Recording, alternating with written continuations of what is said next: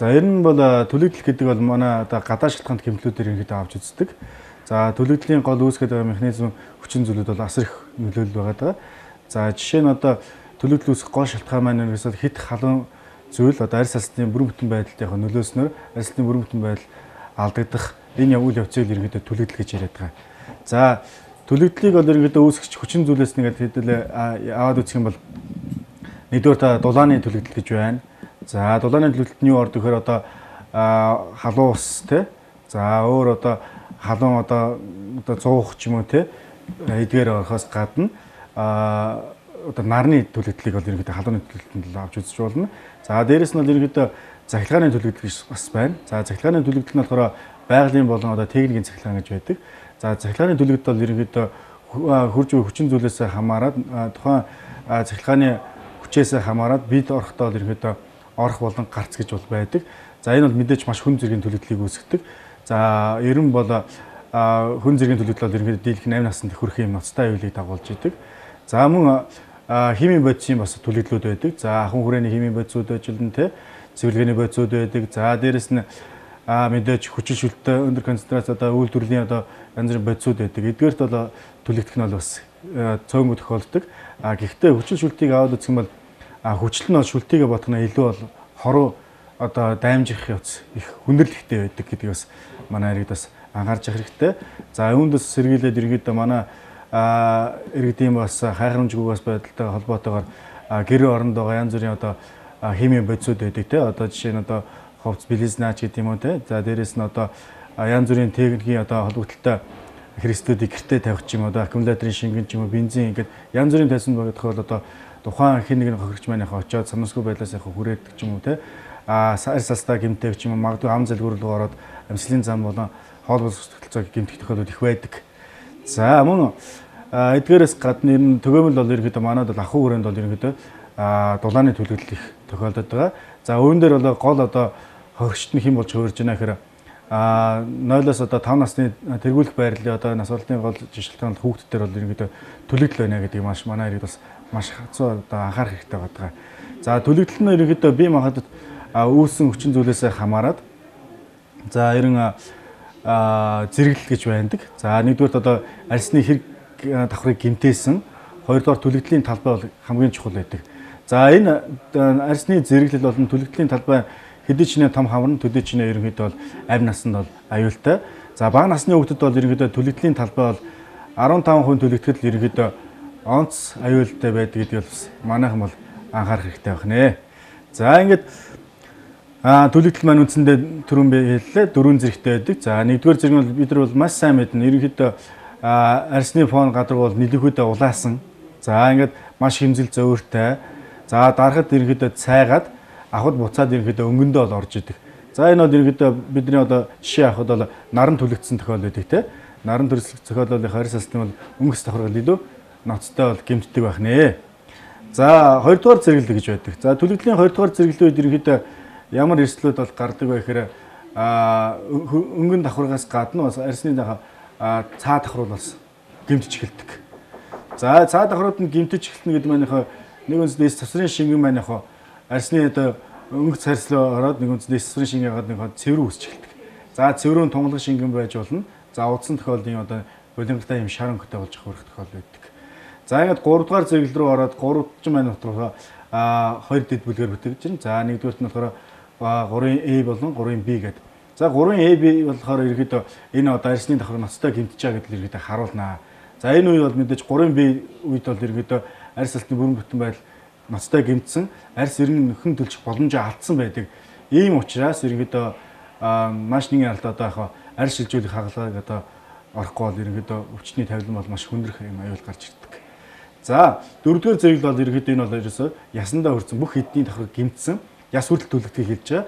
За энэний гол шалтгаан ерөөсөө нөгөө техникийн болон байгалийн одоо цахилгаанд гэмтсэн байх нь байна. За ингээд техникийн болон байгалийн цахилгаан бол биеэр орсон хэсэг бол гарсан хэсэг нь бол чухал гэсэн учраас айлхаар амин эрхтнийг бол дайраг өтгөх амьд үлдэх боломжтой байдаг. Ер нь дийлэгтэй бол энэ тавилан бол маш хүнд байдаг гэдгийг анхаарах хэрэгтэй. За ганцхан арьс салт ингээд төлөгдсөн үед бол гэмтээд байдгүй. Бусад эрхтэн нөхцөл бол ноцтой бол гэмтэж эхэлдэг.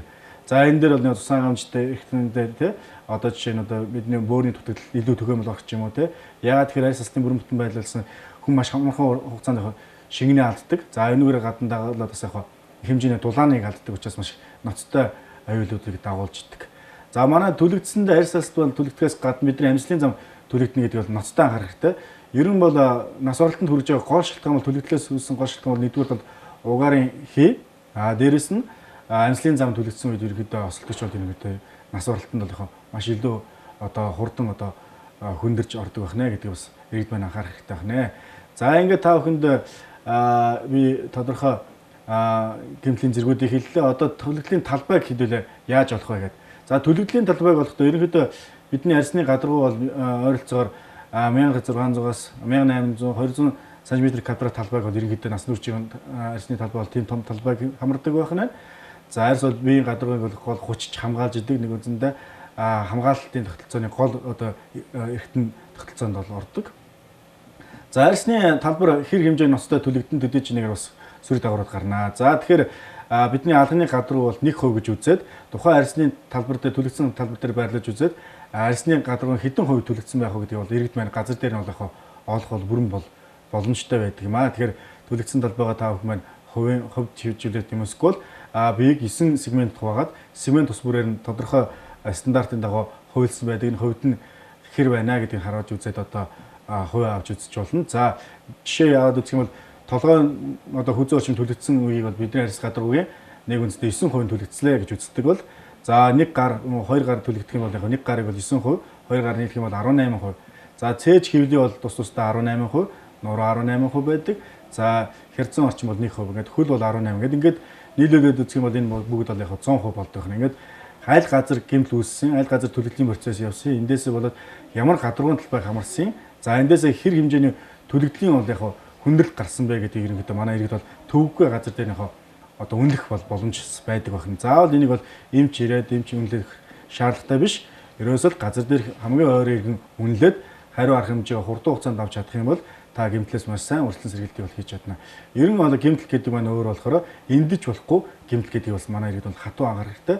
Манай тохиолдолд ерөнхийдөө бас гэмтлийн яман зүгэн төлөгдсөн тохиолдол хүүхдийг буруу тусламж үзүүлснээс ч юм уу те ямар хин одоо насны хүрсэнд бас буруу тусламжийг үзүүлснээс болоод төлөгдлөөс гарах одоо хор уршиг нь илүү өндөр байдаг гэдгийг за бас бодолцож үзэх хэрэгтэй байна. Ийм учраас бид бол төлөгдөлтийн үед бол газар дээрх буюу анхан шатны тусламжийг маш зөв хугацаанд зөв цагт нь зөвөр үзүүлж чадах юм бол та төлөгдлийг ерөнхийдөө дараа нь гарч болох хүндрэлийг ерөнхийдөө бууруулж чадна гэдэгт одоо итгэлтэй байж болно. За ингээд төлөгдөлтөнд хэрэглэгдэх одоо юу одоо анхан шатн дээр одоо гэрт юу байж болох вэ? За дээрэс нь анхан шатны нэгж болон эмнэлгүүдэд бас юу байж болох вэ гэдэг хэрэгслүүдээр хэдүүлээ танилцсан. Ингээд хэрэгслүүдээр одоо танилцуулъя та бүхнийг. Өрх болон анхан шатны нэгжүүд байж болох төлөгдлийн үед үзүүлэх одоо тусламжийг одоо ямар хэрэгслүүд байвал илүү зөвөр вэ гэдгийг бас хэлэх хэрэгтэй. За манай иргэдийн хувьд бол бас буруу тушаа маш олон ойлголтууд байдаг тийм.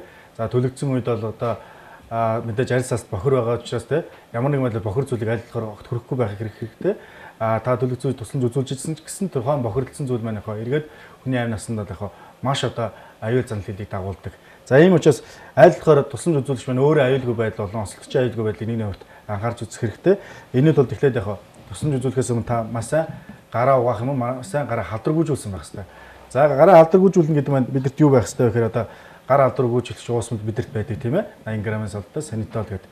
За энэ санитолоор бид нар гараа ариутгаад за гараа ариутгсан бол та заавал бэл өмсч одоо тухайн шахтны талбарт тусламжийг үзүүлнэ.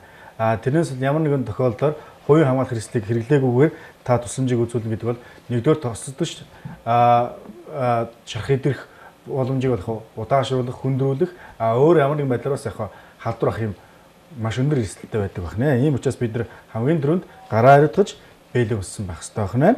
За ингээд ерөн ахуйн нөхцөлд бол манайхан хэрэгэлдэг л дээ одоо төлөгдсөн үед нь бол одоо сахар төрхөж идэг тохиол байдаг.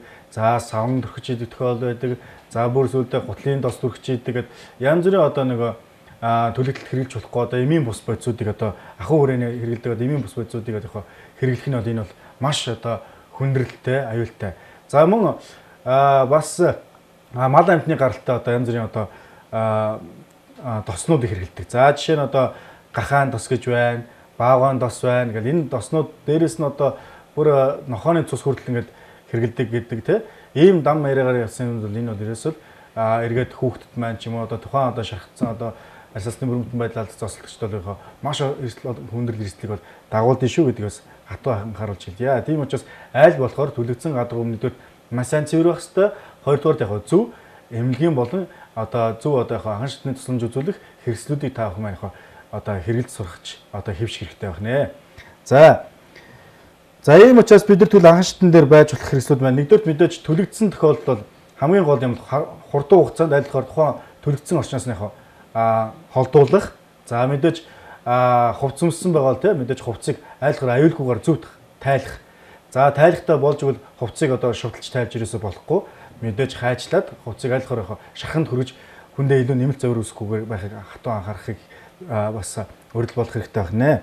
За ингээд хувцаа тухайн шахыг та олж харсан бол нэгдүгээр мэдээж халууны температурт одоо үүсгэгдсэн төлөгдөл бол мэдээж айлхаар төлөгдлийг бууруулахын тулд бид нар манай гэр оронд бол бидэрт хүйтэн ус байдаг. За хүйтэн усны температур бол ойролцоог нэг 8-аас 10 градус, магадгүй 15 градус байдаг. За энэ урсгал хүйтэн усаар айл болохоор температурыг тодорхой хугацаанд бууруулах хэрэгтэй. Тэгэхгүй бол нөгөө наанаас нь хөрөгдсөн ч гэсэн цаанаа яг халтын температур маань хадгалагдчихдээ байдаг учраас эдсийг бол илүү их ноцтой гэмтэх гэдэг. Ийм учраас хөргөж байгаа усны температур бол 8-аас 15 градус. За хэдэн минут байх вэ гэхээр зөвхөн анхаарах зүйл дээр бол мөчийг хүүт усаар сойхыг анхаарах хэрэгтэй. Хүүт усанд барих. Цээж хөвлий болно нүүрний төлөгдөл дээр аль болохоор хүүт усыг хэрэглэхгүй байхыг анхаарах хэрэгтэй. Яг тэгэхээр энэ маань эргээд хүндрэх.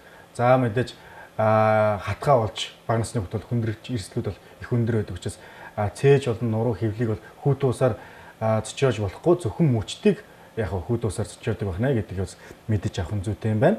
За ингэснийхаа дараа мэдээж температур буураад ирэх маань нэгдүгээр өвдөлт зовир шандлага багасна. Мэдээж гадаргуу маань цэвэр болно. За энэ цэвэр болсон үед нь ойлгохоор цэвэр самбай таавал ч юм уу тавиад ингээ боолт хийж болно. За хуурай манад иргэдийн дунд бол хатуу бинт буюу одоо марл ашиглаж одоо самбай байдлаар ингэж шархан дээр тавьдаг. Энэ бол маш бас эрсдэлтэй. Яг тэр хуурай бинт бол яг арьс салтан дээр наалдаад эргээд дараагийн шатн дээр очиод тусламж үзүүлгээ үргэлжлэхэд яг эргээд нөгөө төлөгдлийн талбай нь илүү том болдог. Нэг үндсэндээ төлөгдлийн талбай 5% байлаа гэхэд магадгүй түүнээс дээш болж ингэж хүндрэлийг бол дагуулдаг байна. Ийм учраас төлөгдөл дээр бол хуурай байж ирээсээ болохгүй. Аль болохоор цэвэр самбайг бол чийгэж нойтон байдлаар тавих нь илүү одоо ашигтай байна. Яг тэр эргээд авахд хүндээ нэгдүгээр зовир байхгүй гэдгийг анхаарах нэ. За мэдээж гэрийн нөхцөлд бол бидэрт бол янз бүрийн одоо синтетикний иммус ч юм уу, вазелин ч юм уу ингээд тоснууд бол байдаг. Эмнэлгийн хүрээний тоснууд. За нэгдүгээр одоо урд нь бол бид нар бас ахын хүрээнд бол ингээд энэ тосыг ашиглаж болно гэж заадаг байсан бол одоо бол ерөөсөө энийг бол ашиглахгүй. Энэ бол илүү эрсдлийг дагуулж байна. Магадгүй тос маань хугацаа хадгалтаасаа болоод гэрийн нөхцөлд бол яг нөгөө хийм байх байдал нь алдагдсан байж болно. За дээрэс нь түрхэх явцад хүндээ маш их зовир шаналгааг өгдөг. Мэдээж төлөгдсөн арьсан дээр та тосыг түрхнэ гэдэг бол энэ бол хосолдогч бол мэдээж хамгийн хүнд таагүй мэдрэмжийг бол үүсгэнэ. Тэгэхээр ойлгохоор таагүй мэдрэмжийг үүсэхгүй байхыг хатуу бас анхаарцгаая. За тийм учраас бидэрт ерөнхийдөө тамидын шарханд одоо аптекаас аваад та нар тамидыныг бол яг шархан дээр түрхээд за нойтон самбаагаараа дараад боогоо сойж бас болж байхад бол одоо сүүлийн үед л бас бид нар бол одоо энэ ахын хүрээнд бол энэ мөнгө төлөвлөлөө үед бол ерөнхийдөө мөнгөжүүлсэн тос за дээрэс нь одоо мябаг маш олон тоснуудыг бол ашигладаг л да. Тэгээ эдгээр тоснууд бол ерөнхийдөө газар дээр хэрэглэхээс гадна нэмэлт тоц хэрэглэдэг. Гэхдээ яг анхан шатны тусламж дээр бол эдгээр тоснуудыг хэрэглэх нь бол нэг тийм зохимжгүй байгаад байдаг. Мэдээж дүрхэн зовир үүсгэж байгаа. Тэгэхээр бидний одоо дүрхэж байгаа одоо энэ анхан шатны дээр хэрэглэх одоо тос маань ерөнхийдөө усан суурьтай. За маш сайн ансайдаг, дээрээс маш хурдан хугацаанд өвдөлтийг намдаадаг.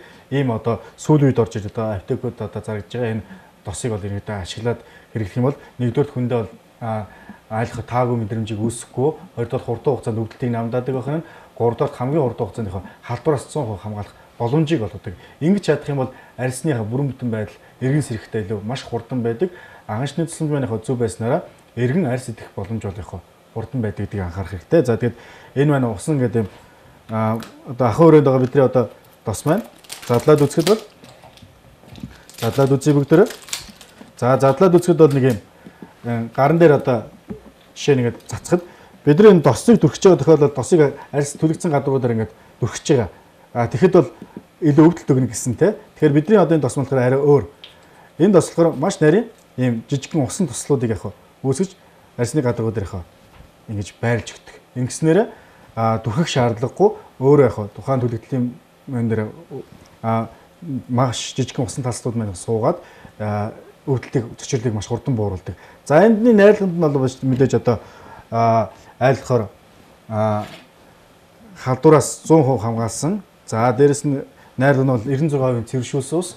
За 3% нь одоо яг цайны модны тос. Иймэрхүү найрлагатай л одоо анхшин хэрэглэхэд энэ бол илүү төлөвлөлөө үед ч гэсэн тусламж үзүүлэхэд хялбархан дээрэс нь төлөвлөлөө үед арга хэмжээ авахд илүү төхөмтэй болсон байна. Тэгээд эрэг та бүхэн бас энэ сүүлийн үед одоо бас энэ бүтээтгүнийг ахуй нөхцөлд бас ашиглах хэрэгтэй. За мөн анхшны нэгжүүд дээр хөдлөх одоо өрхийн имлэг байж болж байна. За дөрвүүд имлэгүүдийн яаралтай тусламжийн дотор бүрдлийн одоо бидний яг энэ хэрэгжилж байгаа хэрэгслүүдийг бол байршуулах хэрэгтэй. За ингэснээр та заавал хүүхдийг өвдөл хамгаалалт хийлгээд ах шаардлагагүй айлхаар тайван байдал дээр нь тусламж үйлчилгээг шуурхай арга хэмжээ авахд тохиромжтой байх нэ. Жишээ нь одоо манай ослогч маань халуун зүйлд одоо гараа гимтээсэн байна. Нэг үндэс түлсэн байна гэж үзэх юм бол одоо бид нар энэ шууны гадна хэсэг болон дотор хэсгийг түлэгдлээ гэж авч үзье тий. За ингээд түлэгдлээ гэж үзэж бол нэгдүгээр айлхаар анхнаас нь үзүүлж байгаа бол өөрийгөө яг цаахан танилцуулж ойлгуулах хэрэгтэй. За дээрээс нь хувийн хамгаалах хэрэгсэл буюу гараа эрдэж бэлгээ заавал өмссөн байх хэрэгтэй. Ингээд тусламж үзүүлэгч бол ослогчтой заавал яг ямар тусламж үзүүлэгчээ сайн тайлбарж хэлээд ингэх юм бол хүмүүс тайвшаад тусламж авахд илүү төхөн болдог гэдгээс анхаарах хэрэгтэй. За ингээд мэдээж түлэгдсэн тохиолдолд яг хүүтэн карантины усаар яг температурыг яг бууруулж болно. За температурыг бууруулах дээд хугацаа 15 минут болно. Түүнээс доош хэтэрхий удаан байх нь бас эргээд сөргөнөлөө бас гарах ийм аюултай байдаг гэдгийг анхаарах хэрэгтэй. За хэрэв мэдээж тухайн орчинд ус байхгүй байж болно те цэвэр ус байхгүй байж болно. Ийм тохиолдолд айлхаар яг хувцсыг тайлаад шууд энэ арга хэмжээг авах нь илүү ашигтай байдаг. За жишээ нь одоо тамидин сайхан талбай хариуцгаас тавьж дүрхэж болно. За дүрхэж ирээсээ гэхээсээ илүү энийг ингээд дээрээс доош ирлээ урсгах талбайн дээрээсээ дээш доош ингэж урсгах нь илүү төхөн байдаг. За тэгвэл одоо хэдүүлээ бид нар мөнгөчийн одоо энэ бөөрн шилдэ одоо усан суурьтай одоо энэ тосоо дүрхээд үзэх юм бол ингэж харагдах нь. За сайхан сэгсрээд за ингээд сайхан ингээд түлэгдсэн талбай дээр байж өгнө. За ингээд түлэгдсэн талбай дээр байрлуулад хүнд нэгдгээр тийх нэг ямар нэгэн байдлаар энэ зовөр маш хурдан хугацаанд багасна. За эндээс гэр ахуй нөхцөлд бол самбай тавьж болно. За самбайгаа болж чиглэлээ тавиад бороож байгаад сойж болох бол за мөн бас анхны тусламжтар бидний одоо гадны одоо өндөр хөгжлийн орнд бас хэрэгжилж байгаа энэ бас самбай юу маань бас энэ тосон дүрхлэгтэй юм бидэрт одоо яодн сет гэж ярьдаг бол одоо энэ бол усан суурьтай яг одоо энэ бидний цацаад байгаа бодисыг эндээ шингээсэн юм спонж буюу одоо юм хөвсгөр материалаар хийгдсэн ийм материалтай зүйлийг шууд дээрээс ингээд тавьчих болно. За ингээд тавингууд нэгдүгээр яг би ямар ч байсан шархан дөрөөсөө гар хөрөхгүй байна гэдгийг та анхаарч байна те. За ингээд шархандаа гар хөрөхгүй бол яг та энийгээ тогтоохын тулд самбай болтоор ч юм уу уян бинтээр тухай арьс салсныхаа энэ зүйлийг тогтоогоод боох бүрэн боломжтой байдаг юм. Айл болохоор түлэгцэн үе тусламж үзүүлж байгаа тохиол айж ирээсээ сандарч болохгүй тайван байх хэрэгтэй. Мөн ослогчийг маш сайн тайвшруулах хэрэгтэй. За энэ дээрээс яг самбайн дээрээс зөөлөн болтыг хийгээд окей. За самбай болт орж ирж байна. За ингээд самбай болтыг сайн хараарай. За энэ дээрээс самбай болтоо тогтоогоод за хэтэрхий шарахыг бол яг чанга дарж юм уу те энэ даралтай болтоор боож ирсэ болохгүй сул зөөлөн боох нь илүү ашигтай. За ингэж боосныхаа дараа бид яг тухайн мөч бас хэтэрхий доор байрлахын тохиолдолд нэгдүгээр таван үүснэ. За зөөр шаналгаа нэмэгддэг учраас айлах яг болтоо хийснийхэн дараа сойгоод тухайн остж яг эмнэлэгт нь хүрэж гин. Тэгэхээр ингээл ерөөс анхны тусламж байна ердөө энэ энэ төгсөлд энэ тусламжийг зөвөр үзүүлж байгаа цагт бол таны энэ шарх маань маш хурдан идэгнэ. Хоёрдугаар халдвар авахгүй, гуравдугаар яг эмнэлгийн тусламжийг цаг тухайд нь авах бүрэн боломжтой байна. За гол анхааруулах зүйл дээр бол ямар нэгэн байдлаар эмнэлгийн бус бодис арьс салстан дээр хүрч ирээсээ болохгүй наах нь байна. Хоёрдугаарт мал амтны гаралтай янз бүрийн одоо тос төрхөж ирээсээ болохгүй. За гуравдугаарт айлхаар бохир гараар юм ерөөсө хурж болохгүй. Заавал өөрөө аюулгүй байдал буюу одоо хувийн хамгаалалт хэрэгслийг хэрэгсэн тохиолдолд тусламжийг үзүүлнэ гэдэг анхаарах хэрэгтэй. За ингээд та бүхэндээ төлөгдлийн үеийн анхан шатны тусламж дээр ерөнхийдөө юу хэрэгж болох вэ? Анхан шатны тусламжийг яаж зөв үзүүлэх вэ гэдгийг ерөнхийдөө та бүхэндээ товчхон мэдээлэл өглөө. Анхаарал хандуулсанд баярлалаа.